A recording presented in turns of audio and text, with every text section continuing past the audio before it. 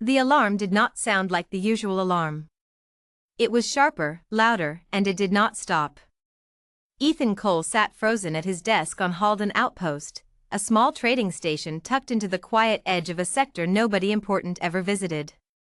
He had been filing reports for 3 years. Boring reports. Cargo manifests. Fuel logs. Nothing that mattered. Until 5 minutes ago. He looked at the screen in front of him. The words on it had not changed, no matter how many times he blinked. Declaration of hostile action accepted. Signed. Confirmed. His hand was still shaking from typing his approval code less than 10 minutes earlier. He had thought it was a boundary agreement. A simple line on a map, a routine paper that crossed his desk twice a week. He had signed hundreds of them without a second thought. This one had looked the same. The same format. The same dull gray header. He had not read past the first paragraph. Now the screen told him otherwise. Behind him, Station Chief Grace Bennett burst through the door so fast it nearly hit the wall. "Tell me you did not do what I think you did," she said. Ethan turned around slowly. His mouth was dry. "I signed a form." "You signed a declaration of war," Grace said.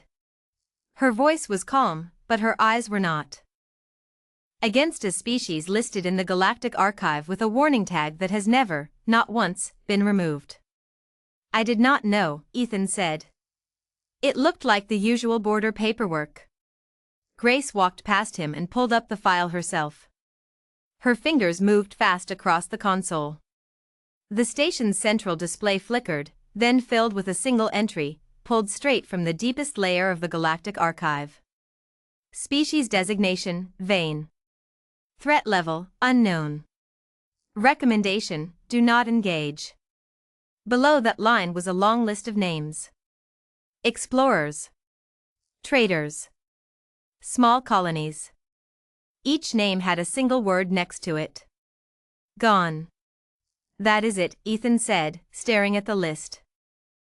"That is the whole file? No description? No image? Nothing?" "Nothing," Grace said. "In 300 years, no one who provoked the Vane has ever come back to explain what happened to them. Not survivors. Not wreckage. Not even a distress signal. They simply vanish from every record, like they were erased." The lights in the room flickered, just for a second. Ethan's heart jumped into his throat, but nothing else happened. The station hummed along as it always did. Still, that one flicker felt different now. Everything felt different now. "Cancel it," Ethan said. "There has to be a way to cancel it." Grace shook her head slowly. "A declaration like this locks the moment it is confirmed by an authorized officer. And congratulations, Ethan. You are an authorized officer. I process paperwork. I did not know I was authorized to start wars. Technically, you were only authorized to approve border adjustments.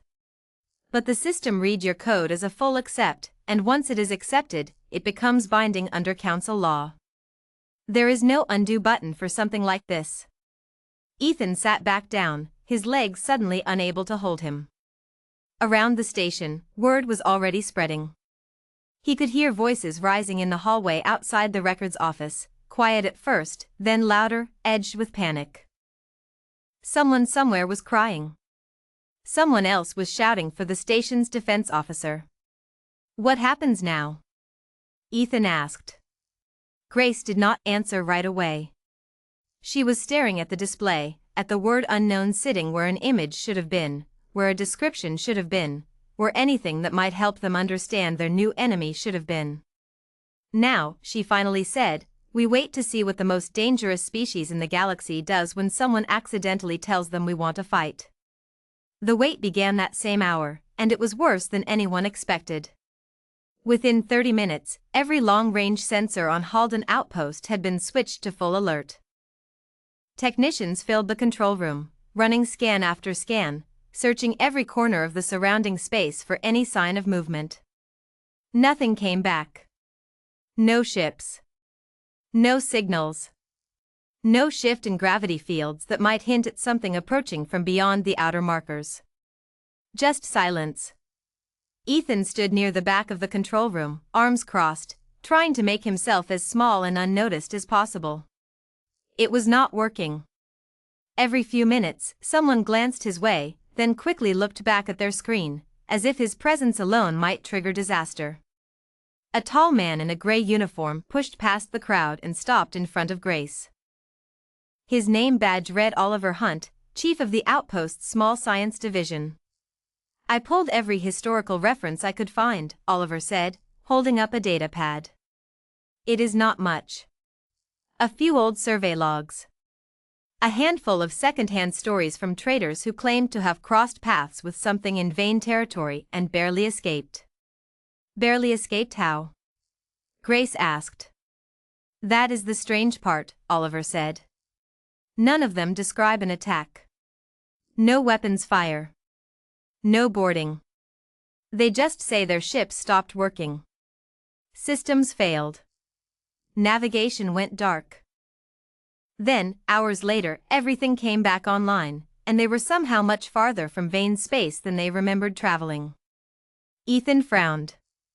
So the Vane did not hurt them. They just sent them away?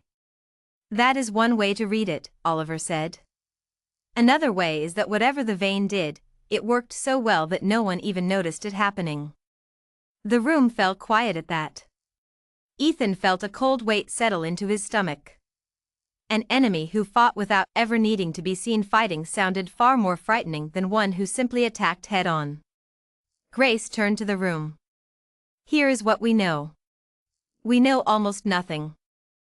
We know the Vane have never lost a conflict on record, because there are no records of the conflicts, only records of who stopped existing afterward. We know that somehow, an outpost clerk accidentally declared war on them an hour ago. A ripple of nervous laughter passed through the room, quickly cut off by the seriousness on Grace's face. And we know, she continued, that so far, nothing has happened. No response. No warning shot. No message. Just silence. Silence is good, someone offered from the back.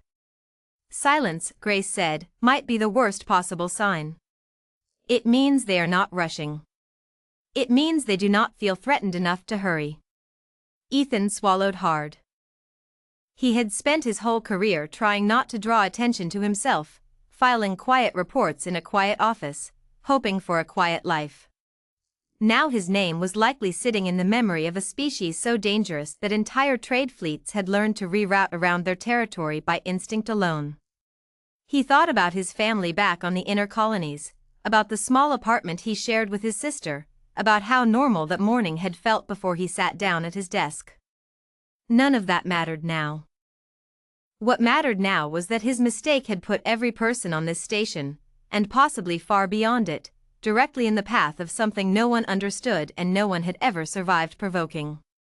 There has to be something we can do, Ethan said, stepping forward despite himself. A message. An apology. Something to explain that this was an error.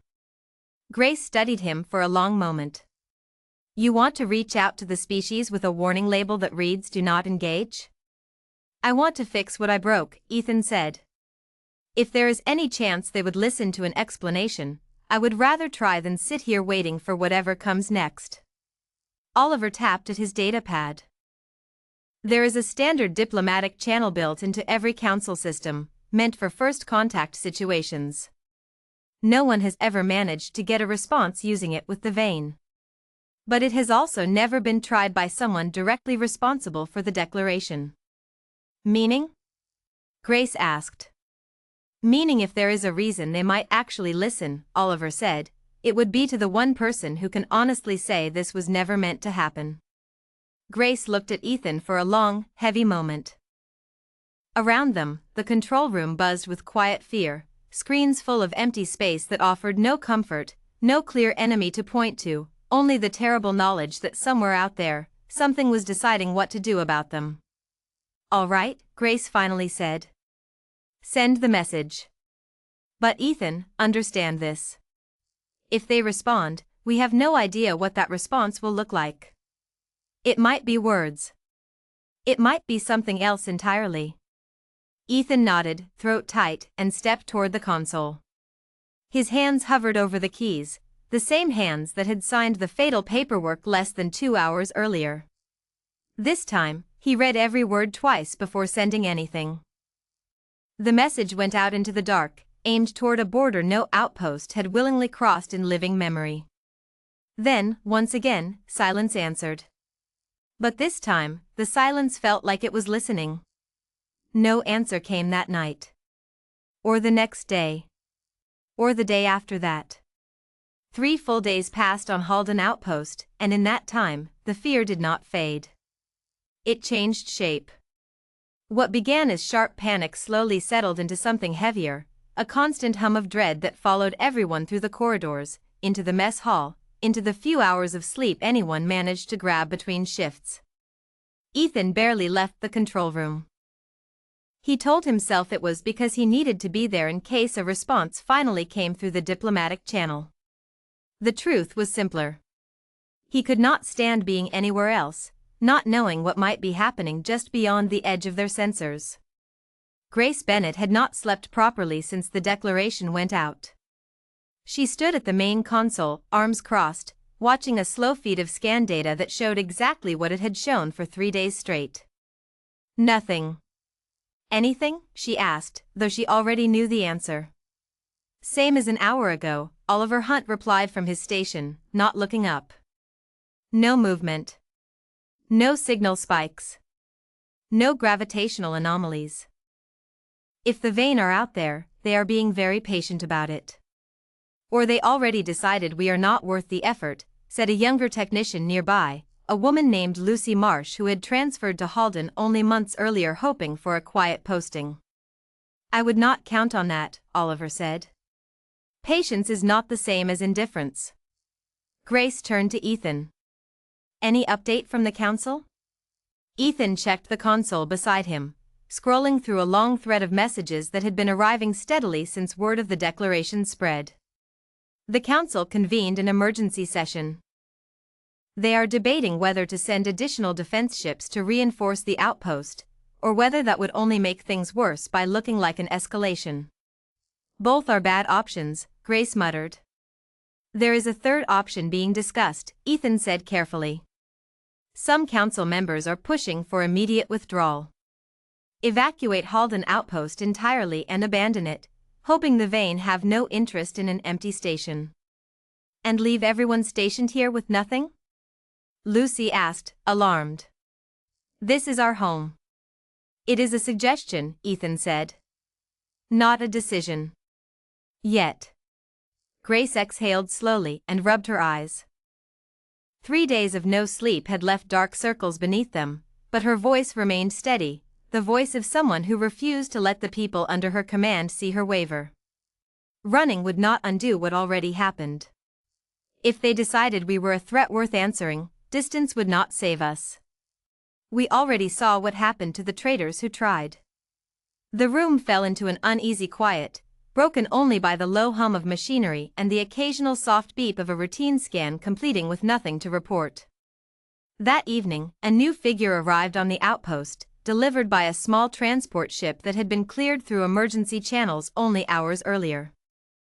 Her name was Amelia Frost, a senior historian sent directly from the council archive to assist in understanding whatever records existed on the Vane. She found Grace and Ethan in a private briefing room, a stack of data files already spread across the table in front of her. I want to be honest with you both from the start, Amelia said, taking a seat. What I am about to share is not comforting. We stopped expecting comfort 3 days ago, Grace said. Amelia nodded and activated a small projector at the center of the table. A faint blue light flickered upward, forming a rough timeline stretching across 3 centuries. The Vane are not new to council space, Amelia began. Contact, or something close to it, goes back much further than most people realize. Early explorers charted the outer boundary of their territory nearly 300 years ago. At first, it was treated as just another unclaimed region, empty and unremarkable. What changed? Ethan asked. A mining operation crossed the boundary without authorization, searching for resources, Amelia said. Within a week, every piece of equipment they had brought failed simultaneously. Not damaged. Not destroyed.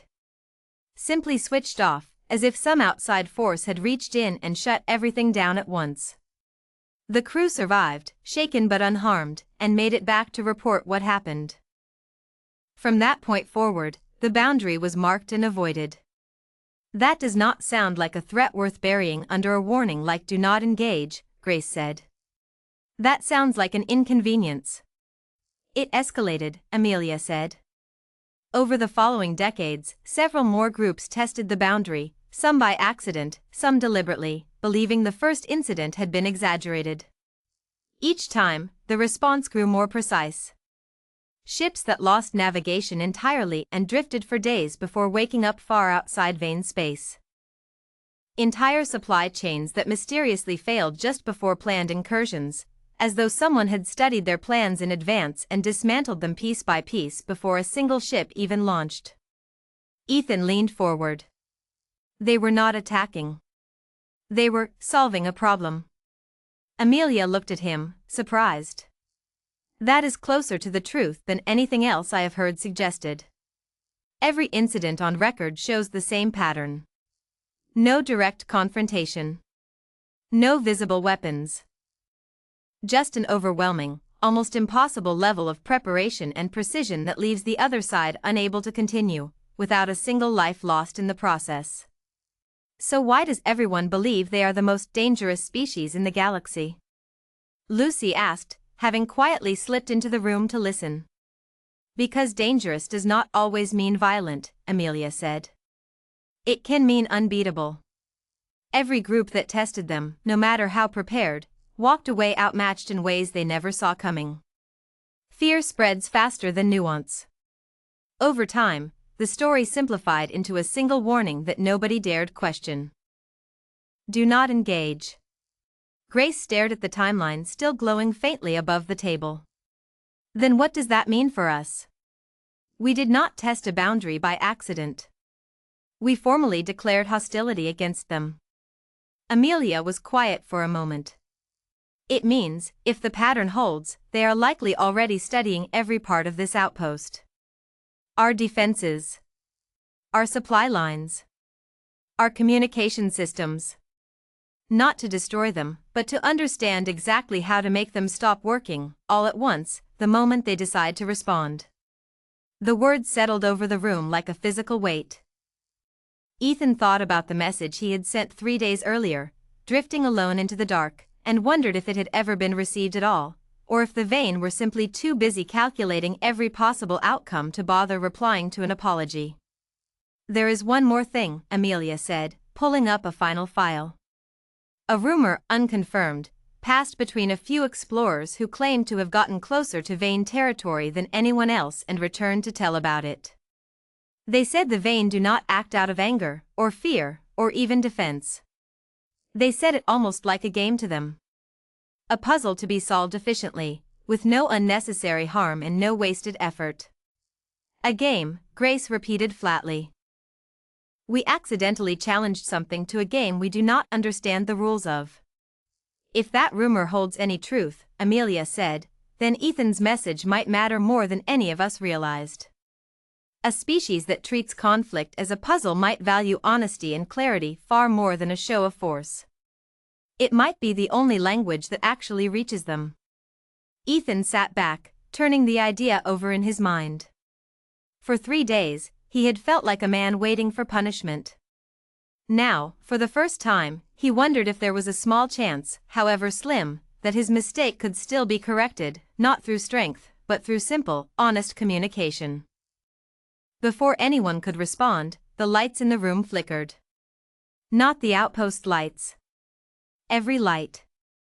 All at once, across the entire station, for exactly 2 seconds, then back to normal.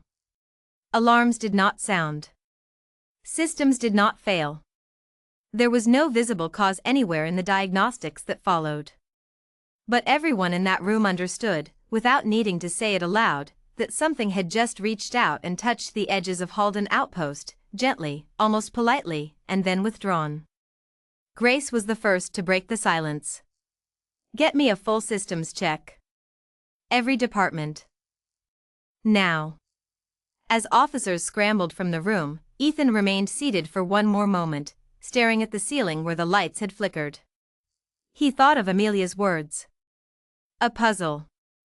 A game. A species that studied before it acted. If that flicker was any kind of message, it felt less like a warning and more like an acknowledgement.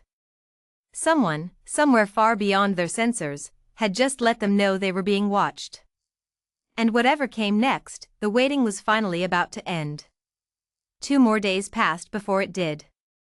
On the 5th day since the declaration, the long-range sensors picked up something for the very first time. Not a fleet. Not a warship. A single small object, no larger than a transport shuttle, moving toward Halden Outpost at a slow, unhurried pace, as if it had nowhere urgent to be. The control room erupted into controlled chaos the moment the reading appeared. Grace ordered a full defense posture, every available system brought online, every officer at their station. Ethan stood beside Oliver, watching the symbol on the display grow steadily closer. "Weapons signature?" Grace asked. "None detected," Oliver replied, voice tight. "No energy spikes. No propulsion pattern matching anything in our database. It is just moving toward us." "Could it be a decoy?" Lucy asked. "A distraction while something larger approaches from another direction?" "Keep scanning the full perimeter," Grace ordered. "I want eyes on every possible approach vector."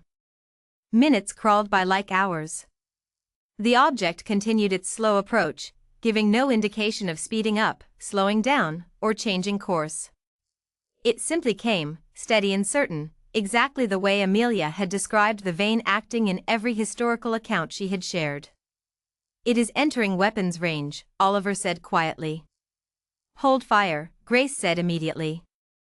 "No one fires unless I give the order. We do not know what we are looking at yet, and firing first on something that has not attacked us could be the very mistake that ends this station." Ethan's pulse pounded in his ears as he watched the object cross into visual range on the main display.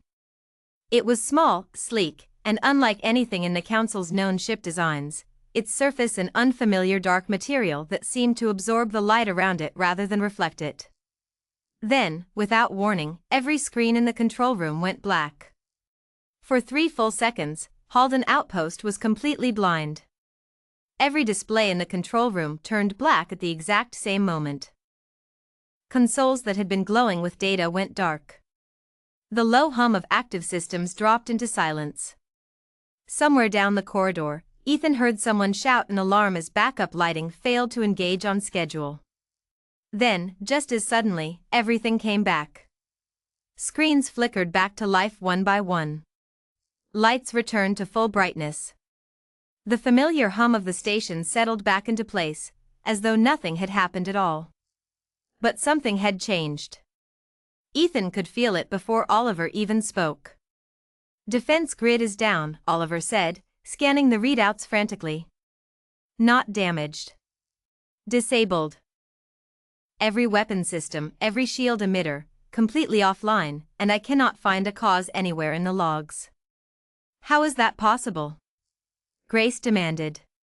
"We have hardened systems specifically designed to resist exactly this kind of interference." "I know," Oliver said, his voice tight with disbelief. "It should not be possible. But it happened anyway, in under 3 seconds, without triggering a single alarm during the process." On the main display, the small object that had approached the station now sat motionless, hovering at a fixed distance just beyond the outer hull. It made no further movement. It sent no signal. It simply waited, as though giving them time to understand exactly what had just occurred. "Get me eyes on external cameras," Grace ordered. A moment later, a live feed appeared, showing the object up close for the first time. It was smaller than Ethan had expected, barely larger than a single person, its dark surface unmarked by any visible seams, weapons, or identifying features. It looked less like a warship and more like a single sealed container, patient and unreadable. "That is a probe," Amelia said, arriving breathless at the control room entrance, having run the moment she heard the alarms. "Not a warship. A probe. A probe just disabled our entire defense grid without firing a single shot," Grace said. "I would hate to see what an actual warship could do." "That may be exactly the point," Amelia said. "They are not trying to destroy us. If they wanted to, based on what we know of their history, we would likely already be gone. This feels deliberate. Controlled. A demonstration, not an attack." Ethan stared at the still image of the probe on the screen, his mind racing. "A demonstration of what?" "Of exactly how outmatched we are," Amelia said quietly. "And maybe, if the old rumors hold any truth, an invitation to respond." Before anyone could answer, the console in front of Ethan chimed softly, a single incoming transmission alert blinking in the corner of the screen.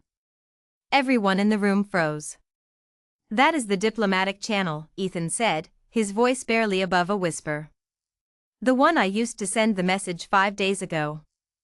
Grace crossed the room in 3 quick strides and stood behind him. "Open it." Ethan's hands trembled slightly as he tapped the console. The message that appeared was short, formatted in plain council standard text, with no decoration, no threat, no demand. Just a single line. "Clarification requested. Meet in person. Coordinates attached." Below the message sat a set of navigation coordinates, pointing to a location just inside the boundary of Vane territory, a place no council vessel had willingly entered in over 300 years. The room went completely silent. "They want a meeting," Lucy said eventually, disbelief written across her face. "After everything, after 300 years of no one ever hearing from them directly, they are asking for a meeting?" "This changes everything," Amelia said, a strange mixture of fear and fascination in her voice. "There is no historical precedent for this. No record of the Vane ever requesting direct contact with anyone." Grace turned to Ethan. "You sent that message. They responded to you specifically. What do you think this is?" Ethan thought back to what Amelia had said 2 days earlier, about the Vane treating conflict like a puzzle to be solved rather than a war to be fought with force. A single honest message, sent by the one person responsible for the mistake, might have been exactly the kind of clear, direct communication a species like that would respect. "I think," Ethan said slowly, "they are giving us a chance to explain ourselves before deciding what happens next." "Or it is a trap," Lucy said. "A way to lure someone into their territory where no one else could reach them." "It might be both," Grace admitted. "But right now, we have very few options left. Our defense grid is down. We have no way of knowing when, or if, it will come back online. If they wanted to destroy this station, that probe already proved they could have done it. Instead, they are asking to talk." The council convened an emergency session within the hour, connecting remotely from 3 different sectors to debate a response.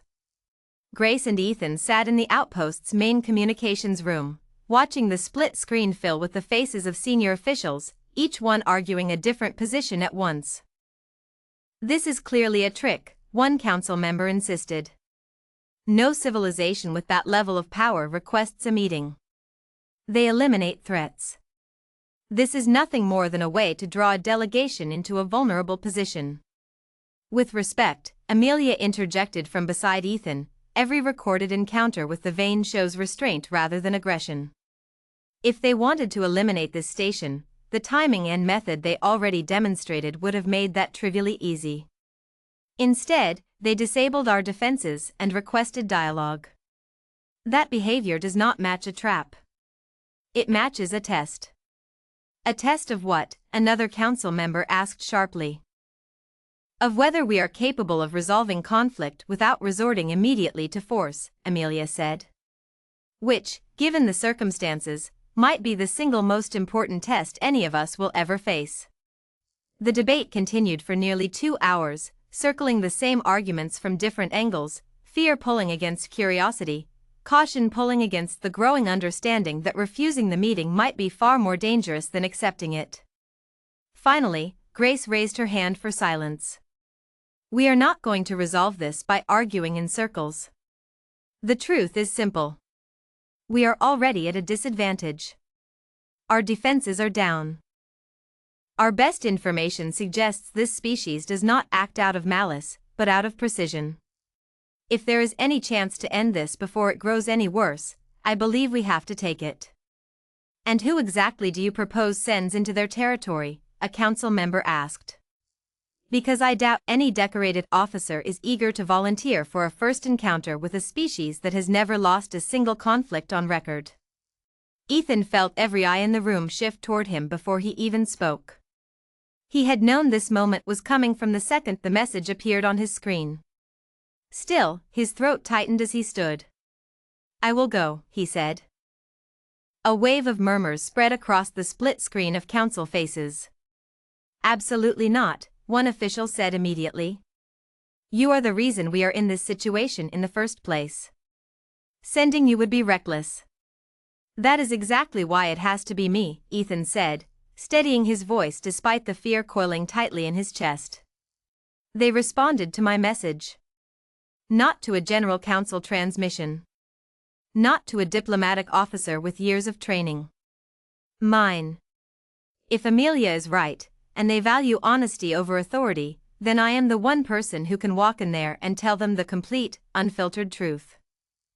This happened because of an honest mistake, not an act of aggression, and no one else can say that with the same weight that I can.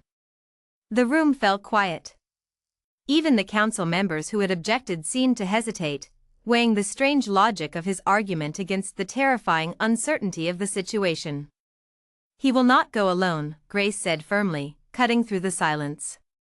If this delegation happens, it happens with proper support.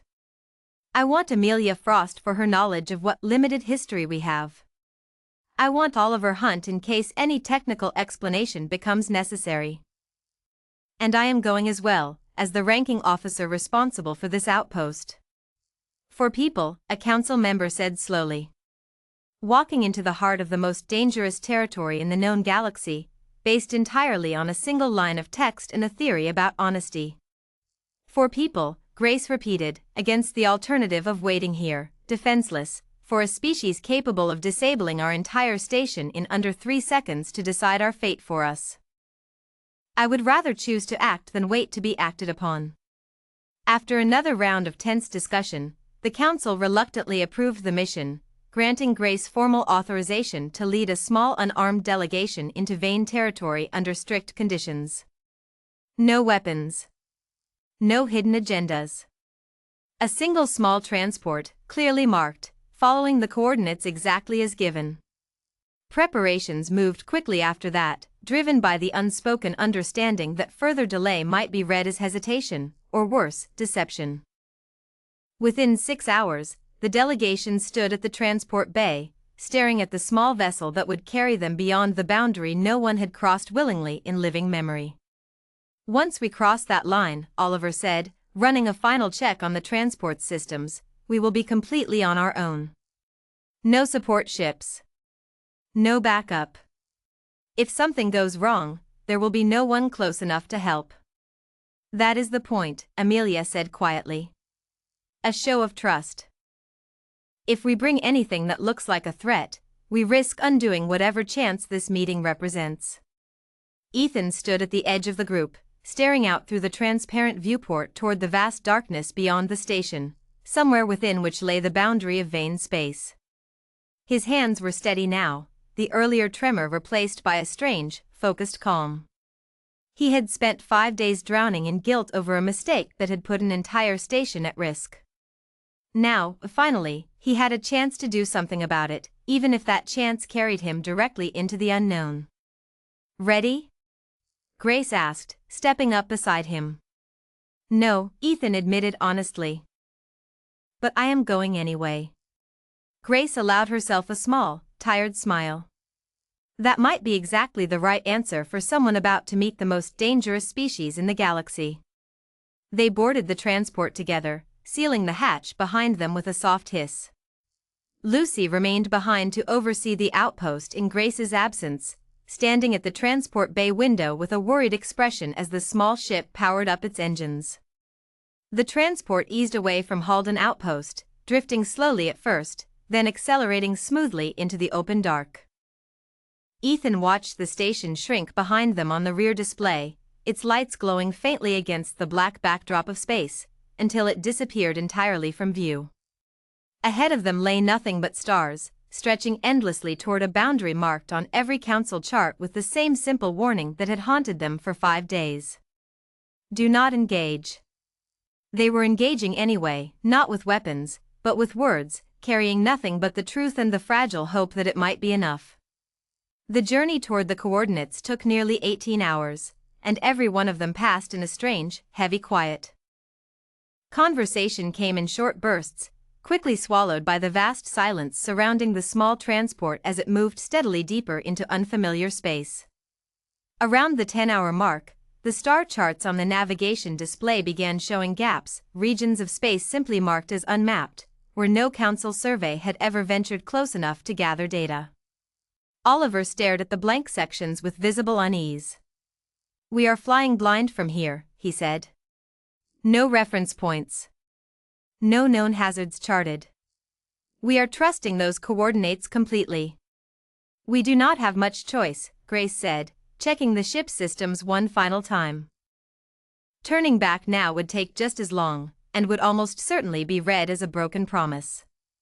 Amelia sat quietly near the rear of the cabin, reviewing what little historical information she had brought with her, though by this point she had read through it so many times that Ethan suspected she had memorized every line.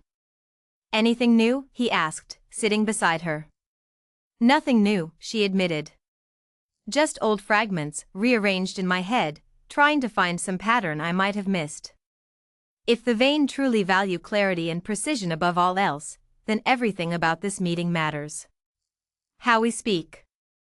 What we ask. What we admit to. A single misstep could be read as dishonesty, and dishonesty might be the one thing they cannot forgive." "No pressure," Ethan muttered.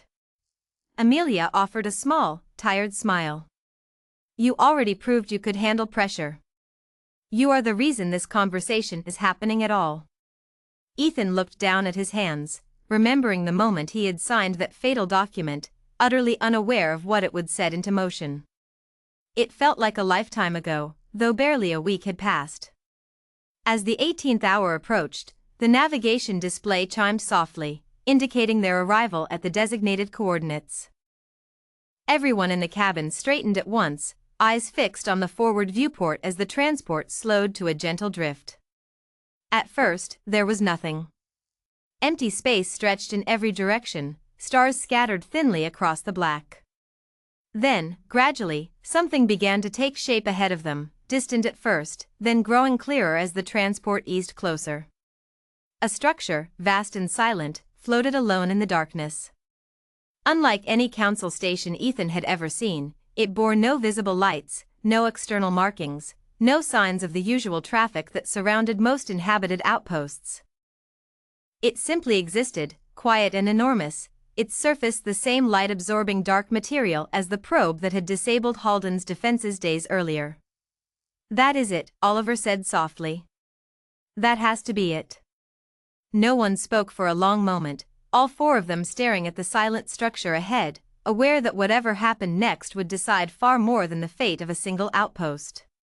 Then, without warning, the transport's console lit up with a new transmission, the same simple, unadorned format as before.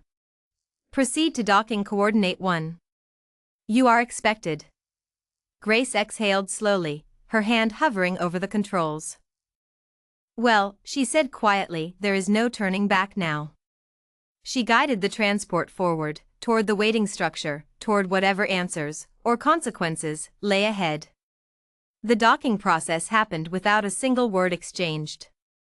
A section of the massive structure's dark hull slid open silently as the transport approached, revealing a narrow bay bathed in soft blue light, the first light Ethan had seen from the vein since this entire ordeal began. Grace guided the small ship inside with careful precision, and the opening sealed shut behind them the moment they cleared it, cutting off the endless black of space. The transport settled gently onto a landing platform. For a long moment, nobody moved. Life support outside reads as breathable, Oliver said, checking the readings one final time. Gravity is stable. Temperature is within normal range. Whatever this place is, it was built to accommodate visitors. Or it was built to accommodate us specifically, Amelia said quietly.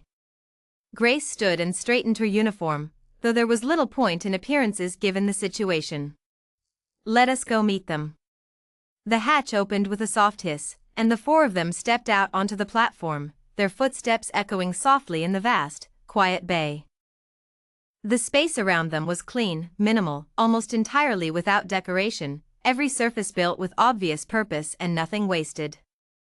At the far end of the platform, a single figure waited. Ethan's breath caught as he got his first real look at a member of the species that had haunted every conversation for the past week. The vein stood tall, slender, with a smooth, pale gray covering that shimmered faintly under the soft light. Its features were simple, almost calm, lacking the sharp or threatening qualities Ethan had unconsciously braced himself for. If anything, it looked patient. Curious. Approach, the figure said, its voice clear and even, carrying easily across the quiet bay. The four of them exchanged a brief glance before walking forward together, stopping a respectful distance away. I am Grace Bennett, Grace said, her voice steady despite the moment.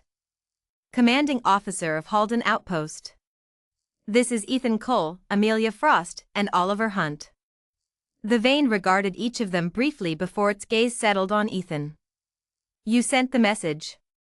I did, Ethan said, forcing himself to meet its steady gaze. I also caused the mistake that led to it. I signed a declaration I did not fully understand, believing it to be a routine document. I take full responsibility for that error. Responsibility, the vein repeated, as though tasting the word. You did not attempt to shift blame onto your systems, your training, or your council. You did not offer excuses. There are no excuses that matter, Ethan said.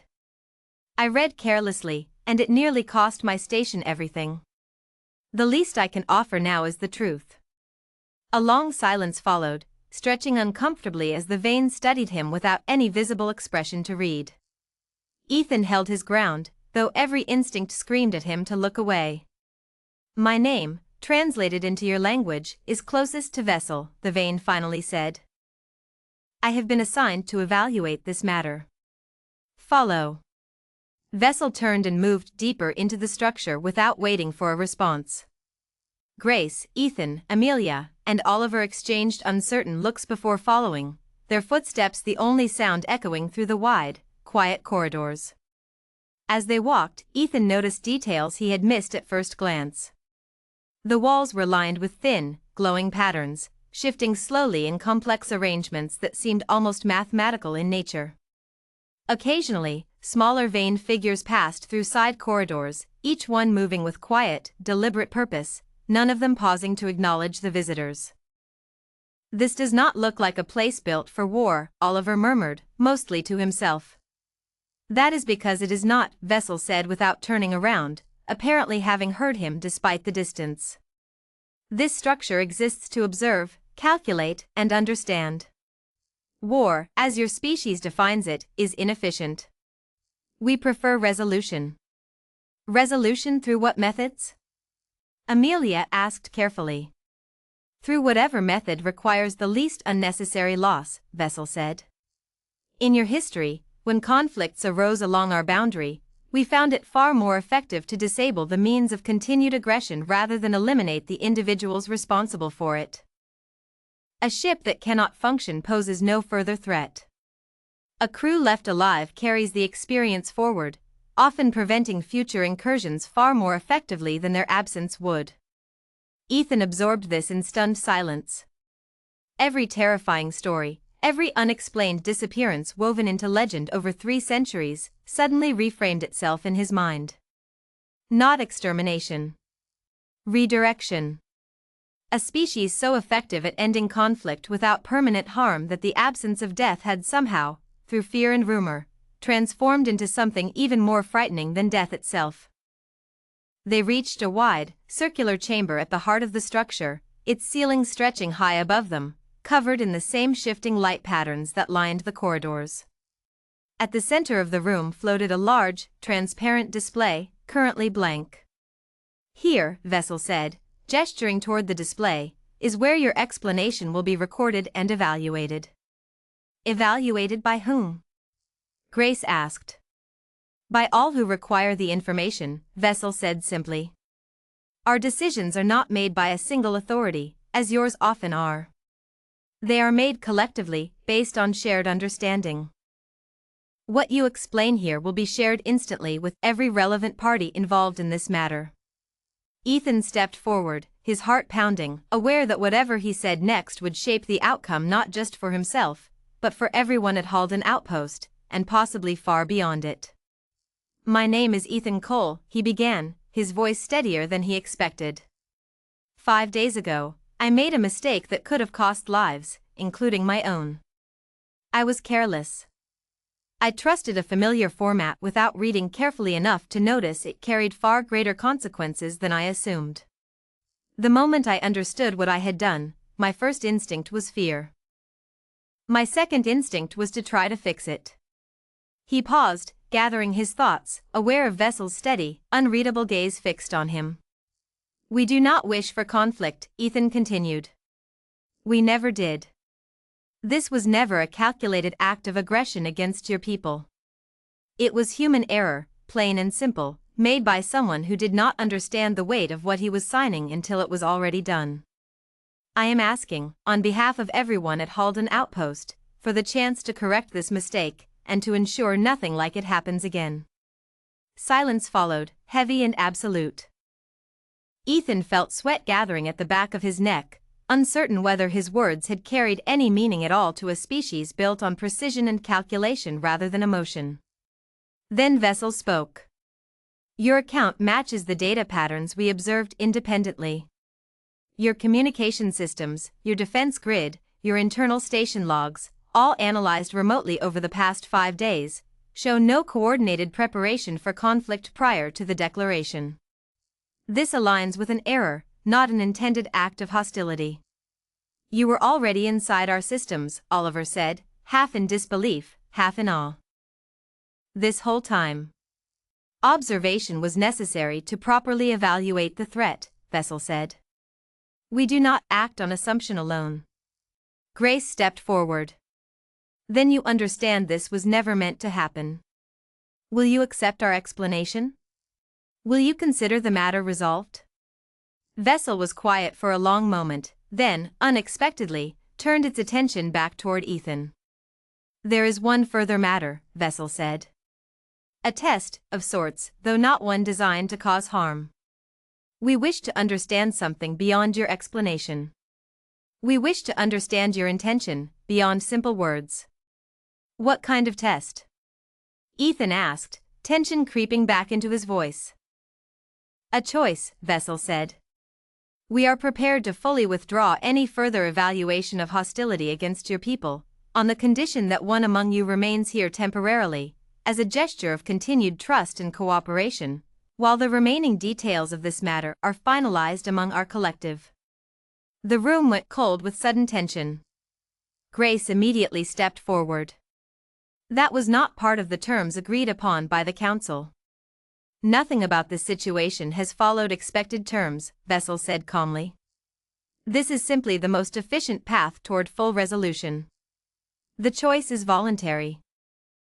No one will be forced. Ethan felt every eye in the room shift toward him once again, just as they had during the Council session days earlier. He understood immediately what was being asked, and understood just as quickly what his answer needed to be. I will stay, he said before anyone else could speak. Ethan, no, Amelia said immediately. We do not know what that means.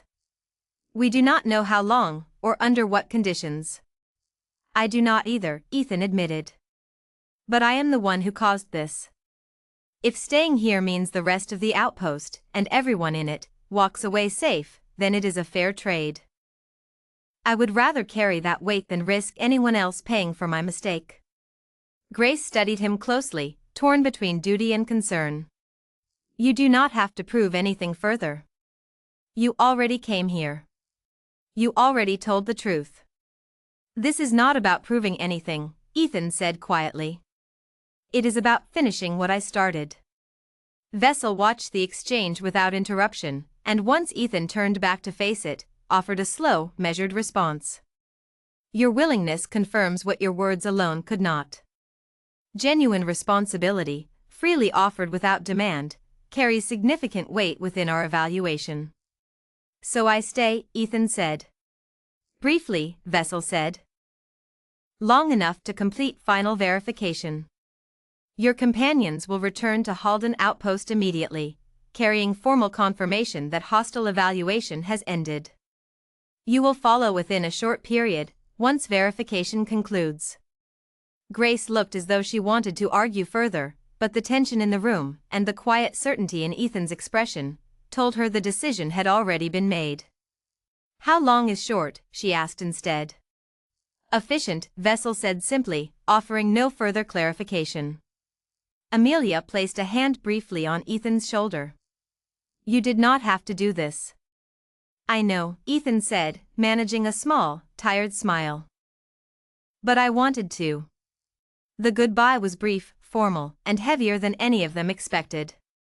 As Grace, Amelia, and Oliver made their way back toward the transport under Vessel's quiet guidance, Ethan remained behind in the wide circular chamber, alone with a species he had spent the last week fearing more than anything else in his life.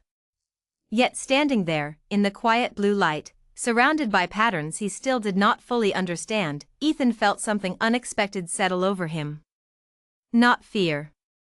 Not regret. Something closer to peace.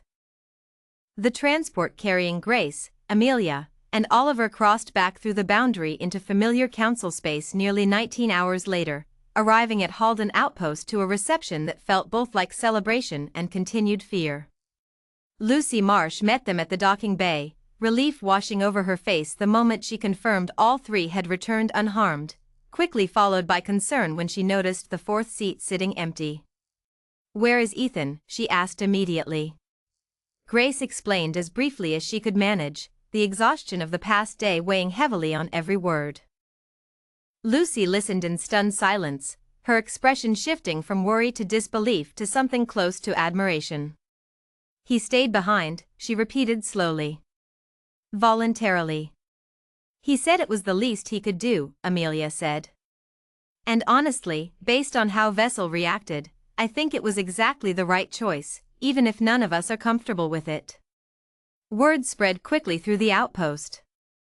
What had begun 5 days earlier as panic and blame slowly shifted into something else entirely, a strange, cautious hope carried by the news that the Vane had not attacked, had not destroyed, and had, against every historical expectation, agreed to formally end the conflict based on nothing more than an honest explanation and a willingness to make things right.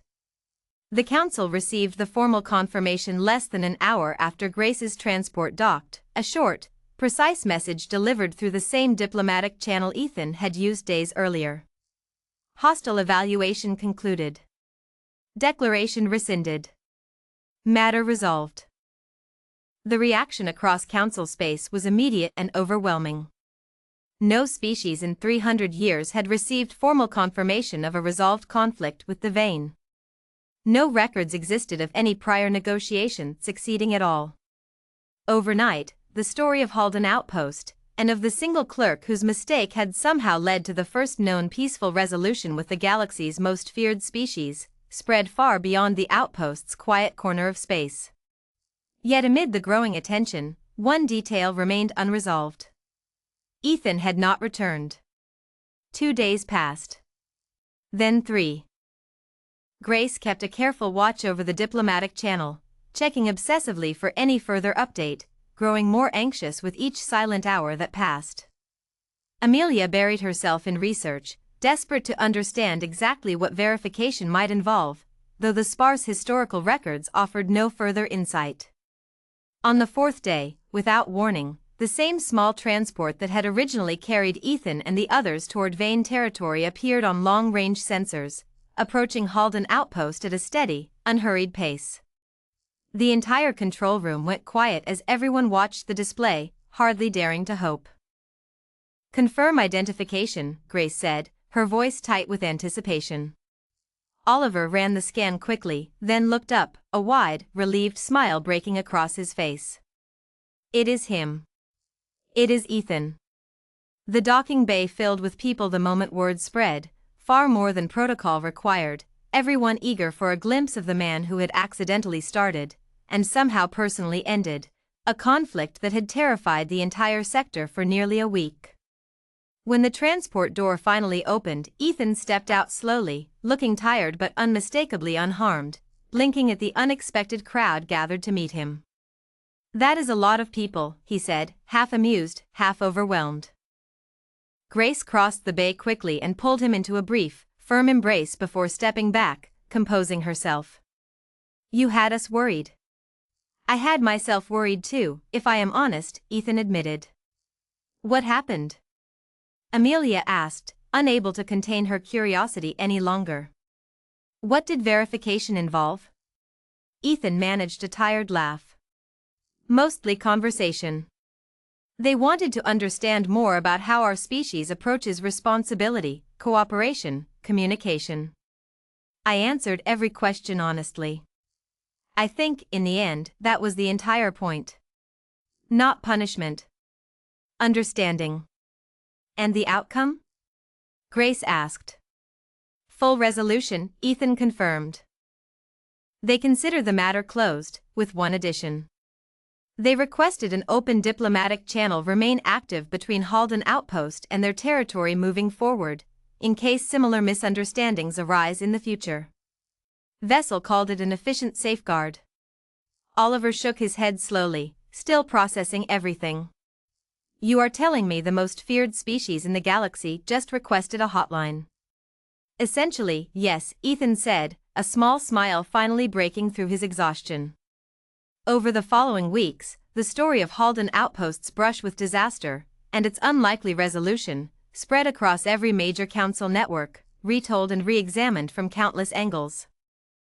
Historians revised long-standing assumptions about the Vane, no longer describing them solely through fear and warning, but through a more nuanced understanding shaped largely by Ethan's account and Amelia's careful documentation of the entire encounter. The Galactic Archive itself was formally updated within a month, the old entry rewritten to reflect everything learned. The blank threat level was replaced with a new classification. Not violent. Not aggressive. Precise. Deliberate. To be approached with honesty and caution, rather than fear alone. Ethan found himself, somewhat to his discomfort, treated as something of a quiet celebrity across the outpost and beyond, an identity he had never sought and did not particularly enjoy. Reporters requested interviews. Council officials wanted formal statements for the historical record. Strangers he had never met greeted him by name in hallways he had once walked through completely unnoticed. Grace found him one evening sitting alone in the outpost's small observation deck, staring out at the stars stretching endlessly beyond the viewport, exactly the same view that had once framed his fear 5 weeks earlier. "You have been quiet since you got back," she said, taking a seat beside him. "It has been a lot to process," Ethan admitted. "A week ago, I filed paperwork nobody read. Now people stop me in hallways to shake my hand for something that started because I made a careless mistake." "You did not just make a mistake," Grace said. "You fixed it. That matters more than how it started." Ethan was quiet for a long moment, watching the distant stars. "Do you know what Vessel told me, right before I left? They said most conflicts in their long history did not end because one side proved stronger than the other. They ended because someone, eventually, chose honesty over pride. They said that quality was rare enough to study carefully whenever it appeared." "Sounds like they found a good example of it," Grace said. "Or a lucky one," Ethan said. I still do not know which. Grace smiled faintly. Maybe it does not have to be one or the other. A comfortable silence settled between them, the kind that no longer carried the weight of fear that had defined every quiet moment over the previous weeks. Outside, the stars continued their slow, steady drift, indifferent to everything that had unfolded beneath them. A month later, Ethan submitted a formal request to the council, one that surprised nearly everyone who had followed his story so closely over the previous weeks. He requested a transfer, away from Halden Outpost, away from the growing attention his name now carried, toward a quiet administrative position on a small research colony far removed from any major trade route or political interest. Grace read the request twice before calling him into her office. "You are asking to disappear," she said, only half joking. "I am asking for a quieter life," Ethan corrected. "I never wanted attention. I wanted a stable job, filing reports nobody paid much notice to. I think I have earned the right to want that again." Grace studied him for a long moment, then signed the transfer approval without further argument. "For what it is worth, I think you have earned whatever life you want. Quiet or otherwise." "Thank you," Ethan said, genuine relief in his voice for the first time in weeks. Before he left Halden Outpost for the final time, Ethan requested one last visit to the records office where everything had begun, the same small, quiet room where he had once signed a document he barely glanced at. He sat at his old desk for a while, running his fingers over the familiar console, remembering the panic of that first moment, the alarm that would not stop, the single line of text that had changed everything. On his way out, he passed the diplomatic channel terminal, still active, still connected to the quiet, distant territory beyond the boundary. A small notification blinked softly on the screen, a routine check-in message from Vessel, sent as part of the ongoing agreement between their peoples.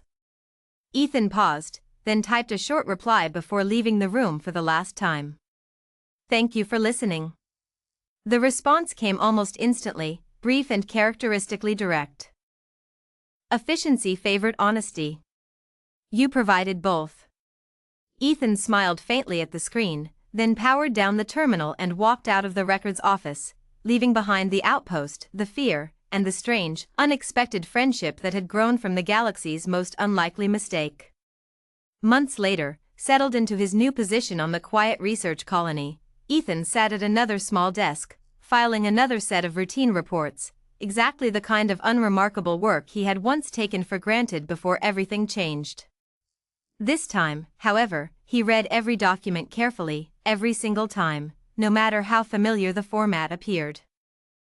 Some habits, he had learned, were worth keeping for the rest of a lifetime. And somewhere far beyond the boundary of council space, in a quiet structure lit by shifting patterns of soft blue light, the Vane continued their patient, careful watch over the galaxy, no longer remembered only as an unknown threat to be feared, but as something far more complicated, and far more human in spirit, than anyone had ever expected. A species that valued truth above power. A species that, once given honesty in return, chose peace. And somewhere in the quiet corners of the Galactic Archive, beside the updated entry on the Vane, a small footnote remained, added by a historian with a fondness for irony, marking the strange beginning of it all. Filed under First Contact Resolutions. Cause of initial conflict. One honest mistake, corrected by one honest apology.